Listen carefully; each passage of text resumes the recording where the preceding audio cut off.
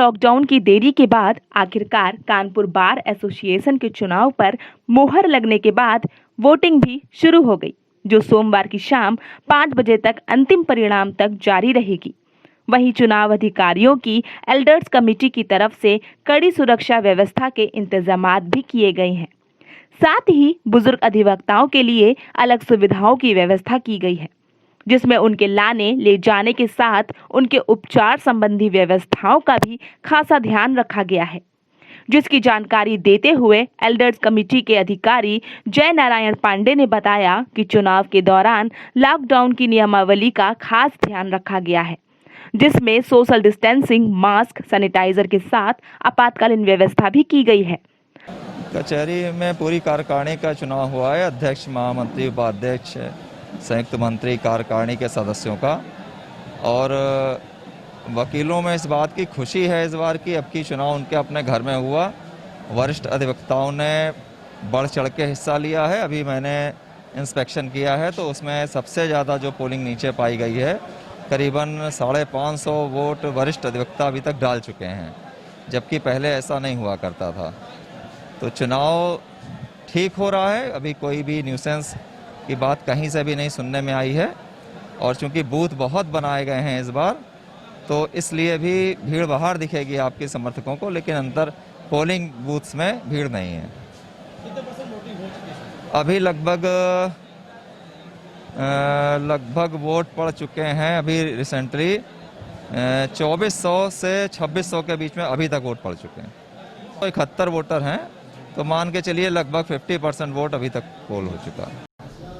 जय नारायण पांडे, को chairman bar council Uttar Pradesh.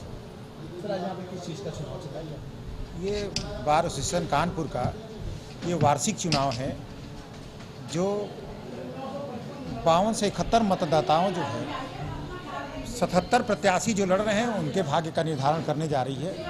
आज वो मतपेटियों में बंद हो रहा है, उन्हीं का चुनाव है। विभिन्न पोस्ट पे चुनाव लड़ रहे हैं।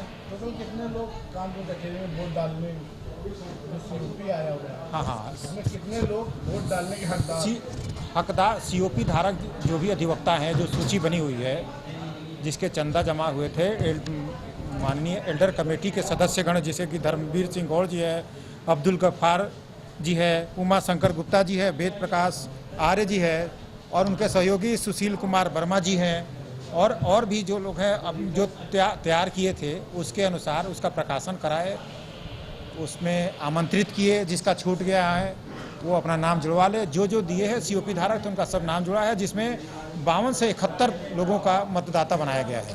52 से 71 लोग अपना मत देना, हाँ, अपना मत दे रहे हैं। आज बार एसोसिएशन का चुनाव 77 प्रत्याशी जो विभिन्न चुनावों पर लड़ रहे हैं, और यही पूरी व्यवस्था आप लोग देखे होंगे। कोरोना काल में जो भी सुविधाएं होती है वो देने के प्रयास किया गया है। Social distancing, public physical distancing की प्रोविज़न किए गए हैं। 12 बूथ बनाए गए हैं, और सबसे बड़ी बात यह है कि पहली बार किसी वरिष्ठ अधिवक्ता के लिए एक अलग से व्यवस्था बनाई गई है कि वो वरिष्ठ अधिवक्ता आके दूसरे एरिया में दे, और लोग दूसरे एरिया 12 बूथ बना के अलग अलग एरिया में दे दिया गया, और उसका सुपरवाइजरी हो रही है। चारों तरफ सीसीटीवी कैमरे लगे हैं। आप देखे होंगे, शासन भी सहयोग कर रहा है, आप पत्रकार बंधु भी सहयोग कर रहे हैं, एक चीज़ की खबरें बता रहे हैं, जो भी गलतियां है उसका सुधार हो रहा है। पूरी सैनिटाइजर की व्यवस्था की गई है, सब तन्मयता से किया जा रहा है, सब वॉलंटियर लगे हुए हैं, कोशिश की जा रही है। और सबसे बड़ी बात, यहाँ के अधिवक्ता इतने अच्छे हैं, इतने शांति प्रिय हैं कि अब तक कोई भी ऐसी घटना नहीं घटी है, और मतदान सुचारू रूप से चल रहा है। अभी एग्जैक्ट पोजीशन तो नहीं है, लेकिन लगभग 40% के ऊपर मतदान पहुंचने जा रहा है। एग्जैक्ट पोजीशन जितने भी आ जाती है आपको दिया जा रहा है। पूरी सुपरवाइजरी हो रही है। साथ ही सुरक्षा को लेकर भारी पुलिस बल के बीच बैरिकेडिंग लगाकर आने जाने वालों पर सीसीटीवी कैमरे से निगरानी की जा रही है।